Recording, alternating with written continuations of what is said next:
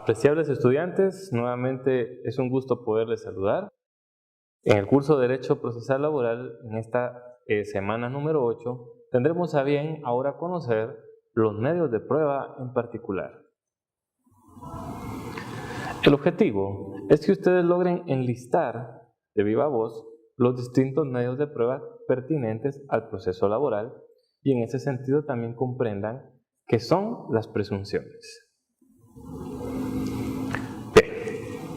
Ya entendimos previamente qué era la prueba, pero la prueba se utiliza a través de varios métodos o medios.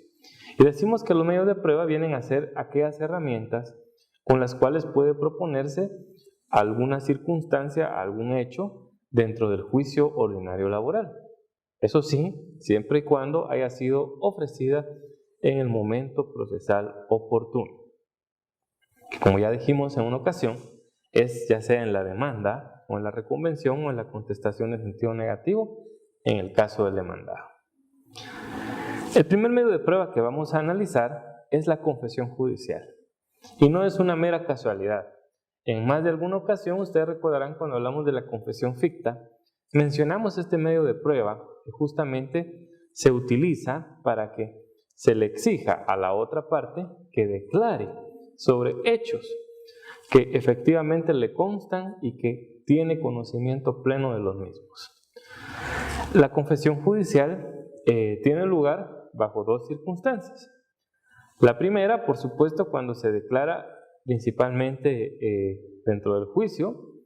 Ya lo dijimos en el caso del actor, él viene y en la primera audiencia, en ese momento, él la solicitó para que la realice la otra persona, que es el demandado, y en ese momento tendrá lugar.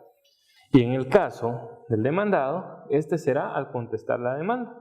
A partir de ese momento, también puede tener una declaración de esta categoría la contraparte o contrademandado incluso, que puede ser el actor.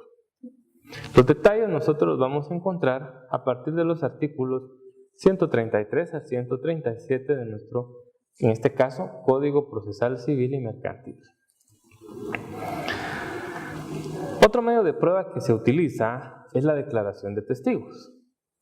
Tal y como dice acá, la declaración de testigos supone el interrogatorio de personas que efectivamente han presenciado hechos, es decir, les consta algo, o bien han escuchado algún relato de alguna de las partes.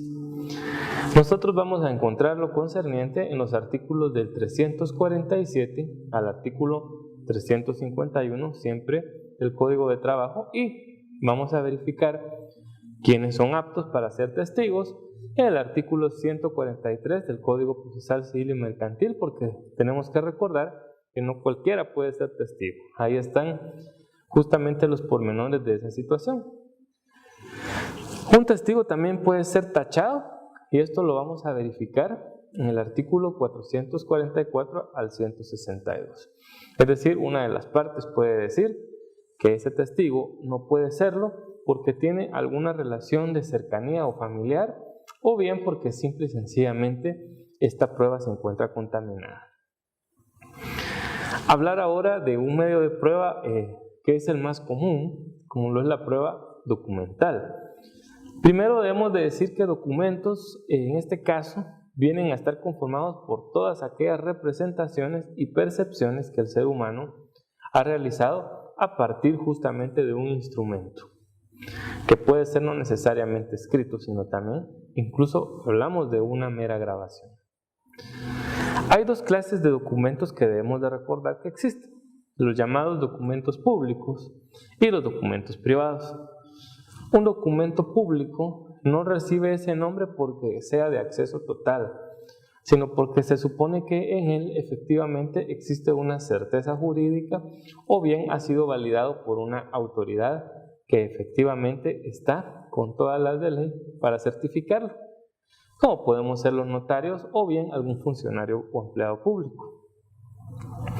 Luego están los documentos privados. Estos efectivamente pues son aquellos que tienen cada una de las partes, es decir, un documento simple que le pertenece a cada uno y que no necesariamente tiene que estar debidamente autorizado por los personajes que ya dijimos anteriormente. La prueba documental tenemos que entenderla de varias formas. Primero, está la llamada prueba documental genérica. Esta es una subclasificación. ¿Y cuál es la prueba documental genérica? Son todos aquellos documentos que se encuentran en poder de las partes. Es decir, cualquier clase de documentos que se considere. Eso es genérico. Luego tenemos la llamada exhibición de documentos. Contrario sensu, que es una prueba que yo puedo tener en mi poder, en la exhibición de documentos se impone a la parte demandada normalmente que exhiba libros, planillas y otras cosas similares. Esto, como reitero, es muy común en el derecho procesal laboral, cuando justamente se le solicita al demandado que ponga a la vista si efectivamente hizo el pago correspondiente, de hecho, a otras prestaciones de ley, o el libro de cuando el trabajador entró y salió de vacaciones. Luego tenemos en el inciso C el reconocimiento de documentos.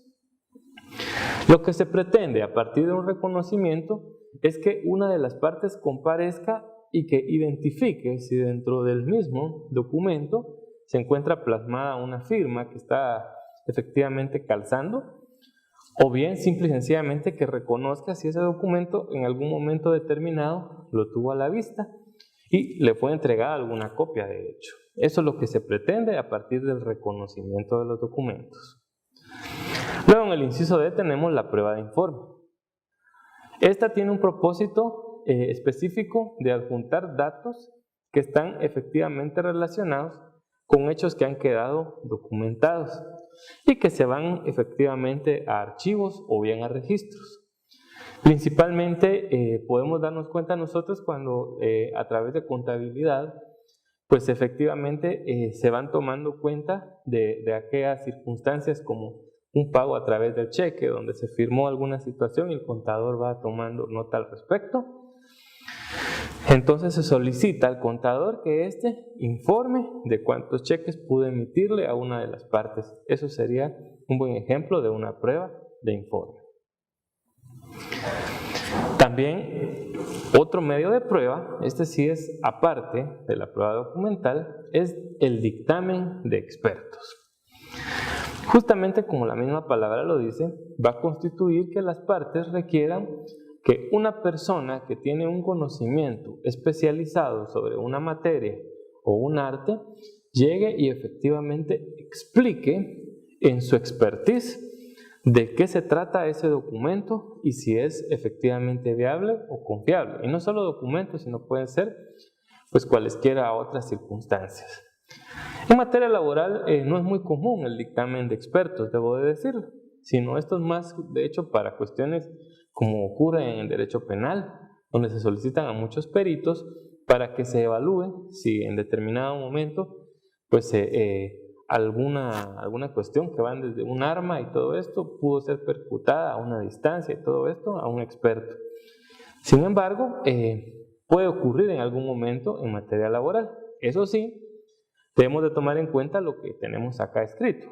Aún así, el dictamen de experto no es vinculante para el juez.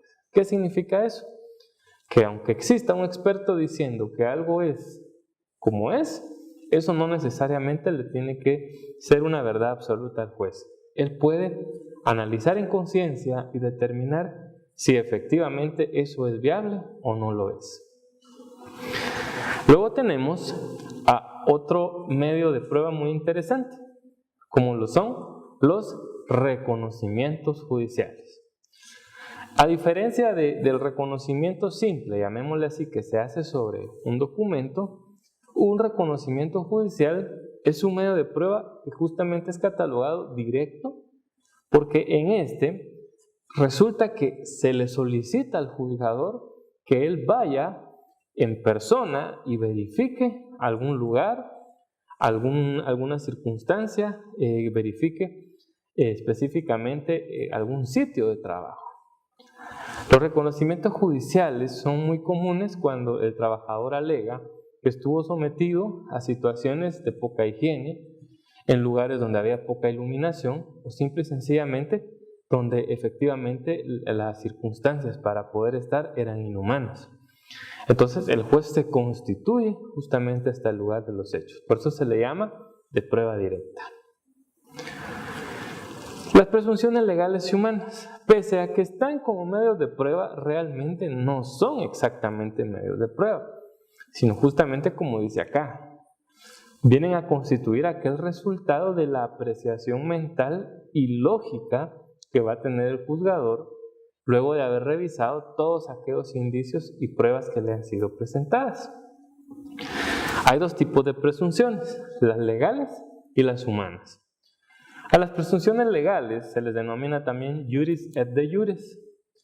Y en este caso, en la misma ley se establece la dispensa de toda prueba favorecida por ella. Es decir, cuando la misma ley es lo que recordemos, la ley, el derecho no tiene que probarse. Entonces, en tal sentido, cuando es un derecho tan evidente que ha sido violentado, se tiene que dispensar la prueba porque es muy obvio que el derecho debe reivindicarse. Por otro lado, las presunciones humanas, llamadas iuris tantum, constituyen afirmaciones y conjeturas legales, pero eso sí, que pretenden desvirtuar la prueba en contrario. A partir de una presunción humana, yo trato que efectivamente lo que yo digo lo he desvirtuado contrario a lo que dijo la otra persona. Y eso es lo que justamente se pretende a partir de esta. Sus preguntas de estudio son las siguientes. La primera es la declaración que sobre lo sabido o hecho por él mismo hace alguien voluntariamente o preguntado por otro en juicio y ante juez competente. 2. ¿Cómo se clasifican los documentos doctrinalmente? 3. Constituye la propuesta de las partes de requerir a personas que poseen conocimientos especializados sobre una materia. La siguiente, medio de prueba por el cual las cosas, rastros y demás son sometidos a examen de percepción por el juzgador. Y la última, ¿cuáles son aquellas presunciones que la ley establece y dispensan de toda prueba a lo favorecido por ella? Muchas gracias por su atención.